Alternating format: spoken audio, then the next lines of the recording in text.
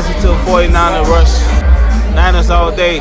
Let's bring 6 home, baby. Let's go. I love it, man. It's time for the 49ers Rush podcast.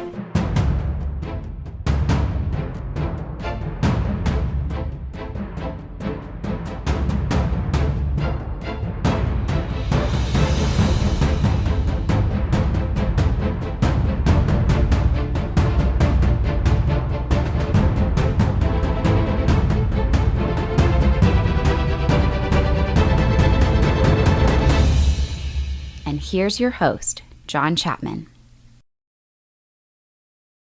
What is going on, faithful? It is absolutely incredible to be with everybody. And let me just be honest with you, this is a lot later than what I had planned going live. The SoFi Stadium was incredible. Was able to take my son out. Just want to say thank you to Angel, who sent us over some tickets, which was absolutely awesome and really, really cool of you.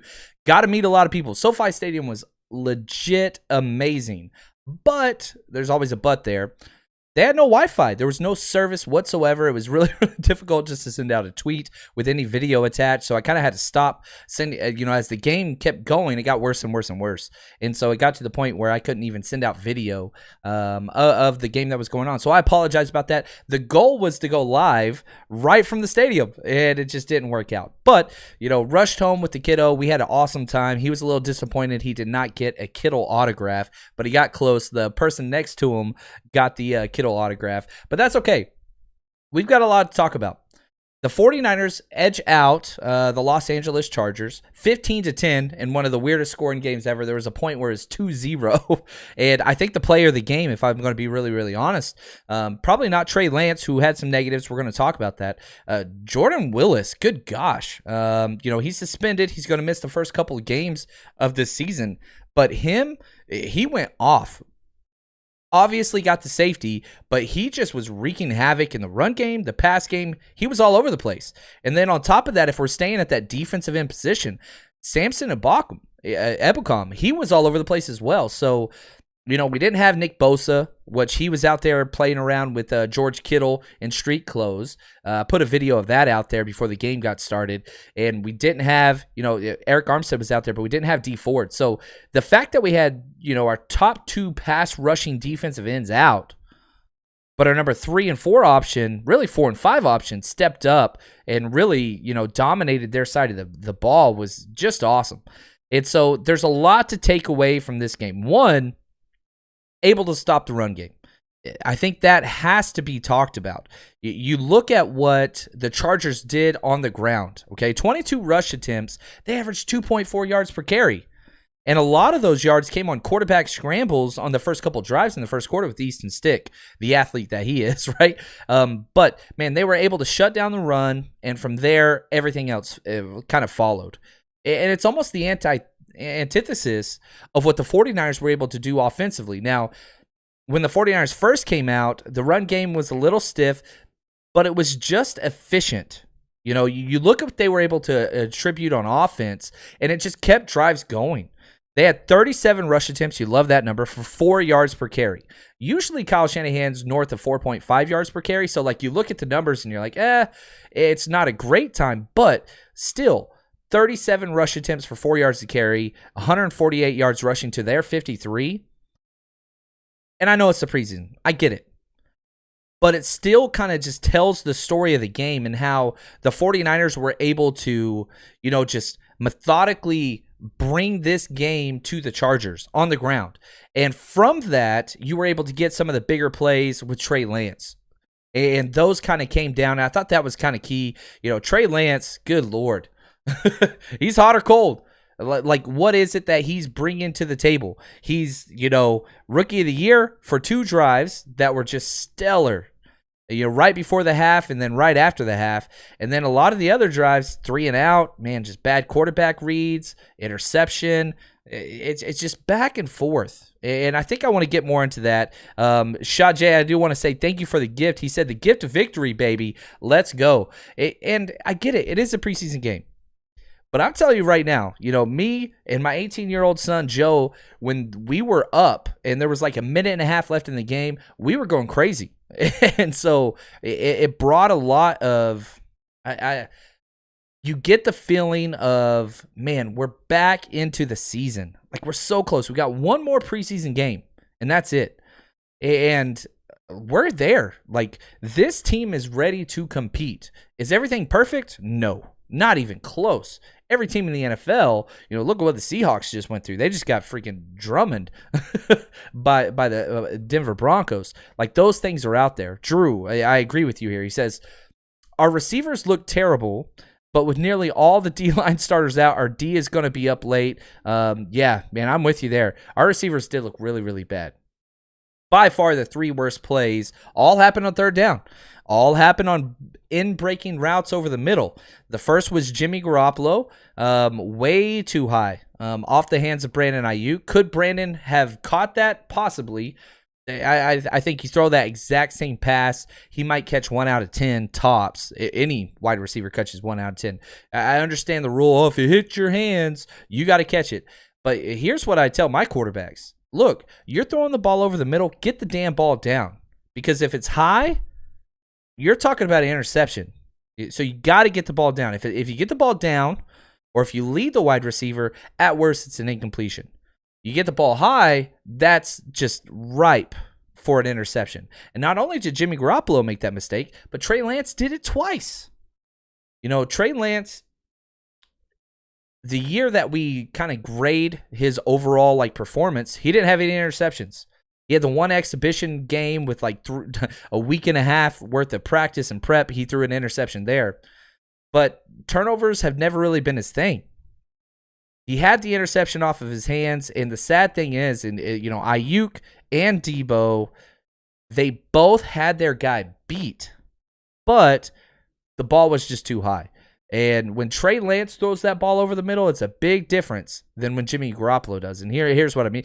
The power, the velocity, the acceleration in that ball, you could tell Debo was pretty shocked by how quick it got through those hands. And it's tip drill. Right as soon as Asante Samuel picked off Brandon Ayuk, everybody's like, oh, why didn't we pick him? And you're probably right. Aaron Banks definitely not looking great. We'll have to see what he does after the injury. I was super high on Asante Samuel. He was the top-rated player on my board by far, him and Creed Humphrey. We passed on both those guys. But let me say this, and I think this is important. Brandon Ayuk destroyed Asante Samuel Jr. on that route. He defeated him big time, had separation, got inside release, passed the sticks. It wasn't like Asante Samuel dominated or anything. It was just a terrible pass. And he was beat so bad that the ball fell in his basket. Now, you attribute that to him and you give him credit for it. I think their credit's due there. But make no mistake, that was a gifted interception from Jimmy Garoppolo. And you can say and I'm not bagging on Jimmy G. And it's funny. I met a lot of fun people tonight at the game, and it was really, really cool. I do want to say thank you for everybody that came out. It was fun having drinks and just kind of hanging out and meeting people from the podcast listeners and stuff like that. That was incredible. I loved it. The community is why we do this. But I would meet one person and they would be bagging on Jimmy. I'd meet another person, they'd be bagging on Trey. I'd meet another person, they'd be bagging on both of them. And to all of this, here's what I would say. Nothing changed in the course of this game. There were times where Trey Lance was by far the best player on the field for either team. There's no doubt about it. You look at just those 2 drives, which we're going to do with our Patreon. By the way, we got all 22, baby. We got all 22 footage, finally. So for all the Patreon members and stuff like that, I do want to say thank you for your patience. NFL's trying to screw us over, but we got it. So for the Patreon breakdowns this week, we got all 22 video. We're going to be able to see the ins and outs, every single offensive play, every single defensive play from this. It's coming out Monday or Tuesday. Just kind of wait and see when that comes out. But as soon as it does, trust me, we're going to get into everything. But make no mistake, Trey Lance was the best player on the field out of everybody. There's no doubt about that. But he was also one of the worst. And one of the greatest measures of greatness is consistency, which he's a rookie. He's 21. He doesn't have it. Now, I can hear in the back of my mind, in your mind, well, does Jimmy Garoppolo have that? Much more so. Much more so. And so I think, again, in Kyle Shanahan's own words, as we were, listening to it on the way back from the stadium, this doesn't change anything. Nothing that happened today changes anything. And yeah, Mr. Superfly, how do you coach Trey Lance into not throwing 102-mile fastballs? Repetition. Staying calm in the pocket when everything's collapsing around you, which he does not have. You go back to his tape at North Dakota State, and you saw a lot of those traits where he was just calm, cool, collected, and could navigate and all those things. The NFL is a little bit different. And so you've got to give him some time, and I think Kyle Shanahan's planning for that. For the people that are like, man, why keep Jimmy? You should cut him, all those things. It's not that I disagree with you, but whenever I step into my Kyle Shanahan and John Lynch shoes, it makes sense because you've missed the playoffs in 3 out of 4 years. Why? Because of injuries to the quarterback position. You keep Jimmy Garoppolo, that's not an excuse. It's not that it's this year or bust, but you're tired of potential. Potential just means you haven't done it yet. So, yeah, this roster has potential. Yeah, Kyle Shanahan has potential. They made it to the Super Bowl that 1 year, but 3 out of 4 is a negative. You're saying screw that. And you're like, well, why don't you cut Jimmy Garoppolo, save all that money, and spend it on some other positions? Those positions are gone. There's no more free agents out there. So if you're going to keep that, and then, again, I'm trying to have this conversation with people as you're listening to this. Another group's going to say, well, roll that money forward. I get you, and that is true. But again, 3 out of 4 years have been negative. You've got to solve that problem first. And so you keep them both, and you allow. If nothing else, this preseason should have shown everybody, not so much that Trey Lance isn't ready, because I think that he is ready, much more ready than several starters in the NFL. Trey Lance is not Super Bowl caliber yet. So why force that? Why? That's my question. And again, I'm kind of trying to set up this scenario for Kyle Shanahan's logic, not necessarily my own opinion, but that's kind of where we are. And so those are the things that have to be addressed. Tommy, I love it. If it hits you in the hands, you got to catch it. Yeah, I'm with you. And usually that's the rule. But also, I've coached quarterbacks. And I guarantee you, you throw it over the middle, get the damn ball down. And so it's a both and, not an either or, okay? It's both Jimmy Garoppolo's and Brandon Ayuk's fault. It's both Trey Lance and Deebo Samuel's fault. It's not either one of those. No, it's both and. Both of you guys got to step up. You got to get that damn ball down, quarterback, and do it 3 times on 3 third downs, all in the first, I think the first half. All in the first half. That's problematic. You tell your wide receivers, hey, you guys are out there practicing all these one-handed catches and all this stuff. Show us up. Show us what's up when the game happens. Man, I don't know. It's problematic and it hurts, and I get that. But, man, somebody's got to solve that problem. And if it happens once, okay, that's on the player. If it continues to happen, that's on the coaching staff. Why the hell can neither one of these guys get the ball down over the middle? That's kind of my issue. Couple other things. Yeah, and those turnovers, you got the win. That's cool. You move on. You dominated both sides of the ball. I feel like there's not a statistical category that the 49ers were lacking, except for penalties. Good God. We both of the scoring drives of the Chargers were aided by some pretty phantom penalties. Stop me if you heard that before. And I'm not one of those like conspiracy guys or whatever else. It's preseason. Refs need preseason too to get into the swing of things. But let's see here. David, he says, John, what did you think of the special teams tonight? I thought they were better, but I'm starting to get worried about gold. Okay, so let me say this. Special teams are horrendous for the 49ers. They still were bad this night. They were better. This was Mitch Wisniewski's greatest night of his career. The punt that went into the end zone should have been downed. It should have been downed inside the 5. He had a fair catch inside the 10, which is an anomaly for him. So, again, I bag on Mitch all the time because he shouldn't have been drafted in the 4th round. That was an absolute reach, but whatever. This was his best game. Robbie Gould, not too worried about him because we've seen this pattern before where he has a slow start and then he just goes bananas. Robbie Gould's a top 4 kicker in the NFL, absolutely, period. No doubt about it. Missing the extra point after the penalty, yeah, that sucks. But again, we've seen this pattern where he's slow to start and then just goes ham. So not too worried about that. And again, because you have so much of a track record of that. But yeah, you're right. It sucks. You miss extra points. There should be a problem there. That you're right. You're right. Let's see here. John, any news on Jennings and Matthews? Why didn't they play injuries? Matthews was out there late. Matthews didn't get snaps until very, very late in the fourth quarter. I was really, really surprised. You know, we were able to move down. Shout out to the listeners that I was able to meet up with. We were able to move down pretty low right behind the 49ers bench, and he seemed kind of pissed in the third quarter. He got out there a lot in the fourth quarter. They came out earlier. I don't remember the exact injury for Jauan Jennings, but they basically said, yeah, he's not going to suit up today. But I'm telling you this right now, Jauan Jennings safe. That dude's making this roster. It's just what it is. It's what it is.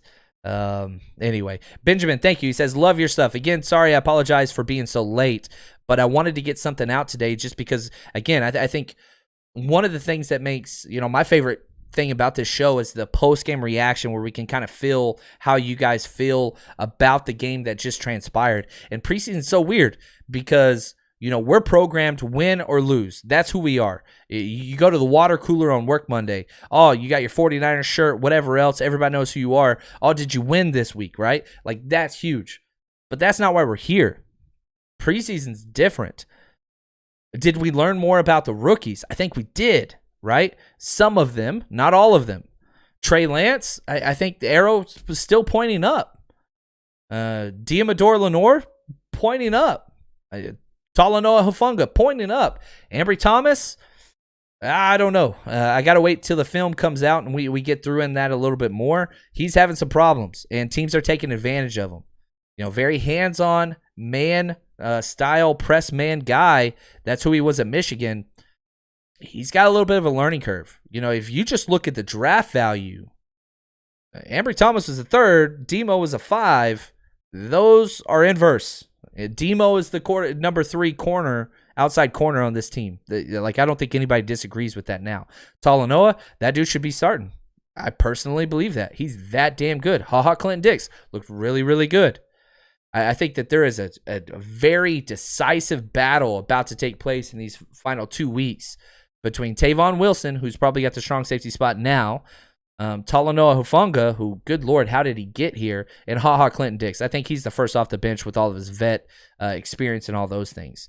So, yeah, there's a lot there, but I don't know. Like, you learn some about some players and others. Wayne Gallman, right? Again, focusing on those last roster spots. That's what this does.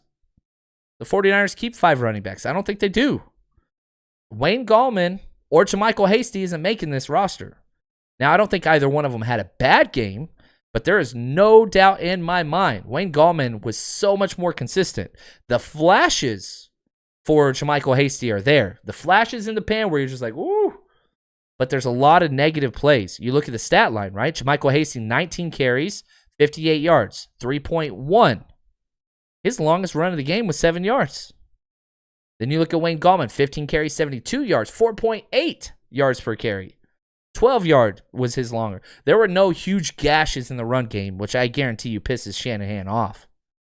But, yeah, you got to kind of look at this, you know what I mean? And it's...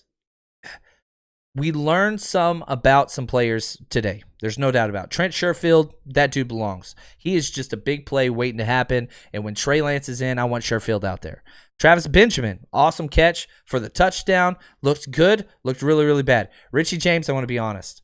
I tweeted this out right after the second return by Richie James. I was like, I really hope Richie James plays for another team. And a lot of people did not like that I said that. But I'm sorry. If you are an explosive wide receiver, show me something. There's just nothing. He had a pretty good punt return late in the third or fourth quarter, the second half, that I was like, man, that was the best return I've ever seen from this guy. And it was against, backups. I'm sorry. For me, the Richie James experience, I'm done with this, man. I am done with this. Zach Campbell, he says, what did you think of Ambry Thomas's pass interference? I didn't like the call. He was looking for the ball. Now, Ambry Thomas and Demo are very handsy. There's no doubt. The rule says you've got 5 yards to reroute the wide receiver. Then after that, you have to make a play on the ball. Like, they're both very, very handsy. But you got to coach them out of that. And I don't think we've done that yet. That's kind of a problem I have so far with that. But, you kind of take that. You're just like, we'll see. I think those penalties eventually will stop. At least I hope that they will. But I'll say this, guys, and please hear me out. I love this podcast. We've been doing this for 5 years now, over 400 episodes. If this is your first time joining us, I want to say thank you. Please hit subscribe wherever it is you're listening and or watching. Please join this community. But we're not just a podcast. Like, it's funny. I want to change the name of this to the 49ers Rush or something. The 49ers Rush channel, the 49ers Rush community, because we're not a podcast. We're a damn TV show. We're a community. We travel with the team. And here's the deal. I got some good news. We now have the hotels up for Los Angeles. We're staying at Hermosa Beach, baby. I'm so excited about this. It's going to be an absolute... We're saving almost $80 a night on hotels. But we've got 3 main trips planned. We're going to Philly, we're going to Chicago, and then the last week we're here in Los Angeles. We're going to be having a great time. But the first trip up is Philly, so here are your details. So excited, guys. We have worked so hard for this, and all the details are finally finished and coming together. The 49ers Rush road trip for our Philly game, which is going to be week 2. So that's Saturday, September 18th, the night before the game. We are going to be meeting up at the Drinkers Pub, which I freaking love it. I mean, if you've ever been to Philly, or again, shout out to It's Always Sunny in Philadelphia, the pub is the heart of Philadelphia. It's just what it is. So this place is awesome. I've been there before. It's only a few short blocks away from our hotel. We're staying at the awesome Warwick Hotel in Rittenhouse Square. Come join us. We have the second floor all to ourselves. We've got pool tables. We got multiple TVs for college football on. We've got giveaways, raffles. We have our own bar service and food service. It's going to be an absolute blast. Hang out, drink, but more importantly, come for the community. It's going to be 49ers fans flying in from all over the place, from 6:30 to 9:30. If you want to go party out afterwards, that's cool. But again, we're going to be hanging out there for a long time. So head over to 49ersrushroadtrip.com. Click on Philly. This is week 2, okay?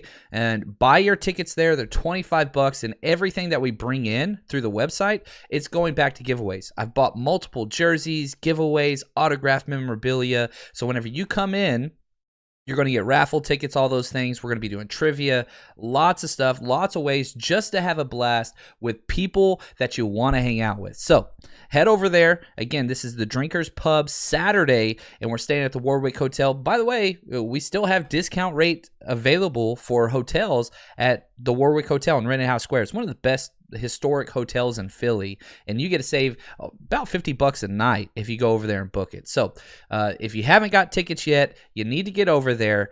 49ersrushroadtrip.com. Again, this is for week 2. Let's go, baby. Have some fun with us. And I got to say this, shoprsa.com, one of the best sports memorabilia sites out there. They gave us I can't believe this, amazing company. If you want any 49er stuff, head over there. Joe Montana jerseys, Frank Gore jerseys, all kinds of different stuff. They gave us a signed Joe Montana jersey to give away at the Philly meetup. So, man, I'm telling you right now, it's going to be absolutely incredible, and I'm working on some more stuff to try to get as much stuff as possible to give away so that we can just have an absolute blast. So there's a lot that I want to take away, and again, I think I want to leave us with this. The 49ers arrow, it's pointing straight freaking up. You look at what our defensive line has done. It's dominant, and we don't have our best players out there. It's been dominant through 2 games. Our backups have been dominant versus the number 1 for the Kansas City Chiefs, right? Like, our defense is that damn good, and we don't have Bosa. We don't have Kinlaw. We don't have D Ford. I'm telling you right now, this defense is going to be good. The secondary has questions, but we haven't had Verrett. We haven't had Mosley. We haven't had K1 out there. So we haven't had Jimmy Ward out there. We have not seen what our team is. So put everything in context that is, especially defensively. Now, offensively, we've had a lot of our toys. We haven't had all of them. Trent Williams, man, you see that dude on the sidelines, and he's just different. My son even pointed out, he's like, dude, do you see that dude? You see that guy? He's huge. He's a big dude. He's silverback for a reason. Kittle, great things are ahead. And on top of that, the NFL did us a favor because we're going to build a lot of confidence weeks 1 and 2. I think we're playing 2 of the worst 3 teams in the NFL, and the Detroit Lions and the Philadelphia Eagles. Good news is those are road games. Here's why I say that's good news, because now some of those tougher matchups that are later, in the season, you get those home. So the fact that you get 2 of the easiest teams in the NFL, back to back, I get it, road games suck. We'll be there for one of them. Things are pointing up. However, you see the 49ers, and you could say, oh, John, you're just a rainbows guy. You're always optimistic, whatever. No. I'm telling you this right now. Pointing up. So, a lot of great things to take away. I'm going to wait for a lot of things till we get the film. So, stay with us. Again, if you haven't joined us on Patreon, I don't know what you're doing. One, for some reason, NFL Network or the NFL Game Pass took away Coach's Tape anyway, so you can't even get it. I got pretty lucky through several back channels, some shady deals, but I got access to it now, and so I'm going to get that to you guys. Go to patreon.com, 49ers Rush Podcast. You can join the $8 Frank Gore tier. That gives you every single play of the game. And we have, right after the last preseason game, next Sunday, we're going to be having our monthly Zoom hangout for all the Jerry Rice tier. That's $20 a month. One, just support the podcast. It lets me do more giveaways. But if you do that, we're having our Zoom hangout next week right after the game, right before cut downs, talking about who we think should be on the final roster. And that's just the best. It's the best time of the month. Just absolutely incredible. The people that are there. Again, community, guys. I don't know. You guys let me know what you think I should be calling this, because the 49ers Rush Podcast, I just don't like it. We're not really a podcast. We're way more. But that's what we got. So I do want to say thank you to everybody. Man, it was incredible meeting everybody and just hanging out. It was really, really cool. I look forward to hanging out and meeting a lot more people. Just incredible. So thank you guys. Man, awesome day. Awesome day. We got to see Trey Lance just ball out. 49ers arrow is pointing up, and we're going to get a lot more analysis and breakdowns to you after we get the film. So just want to say thank you again. And as always, stay strong, faithful.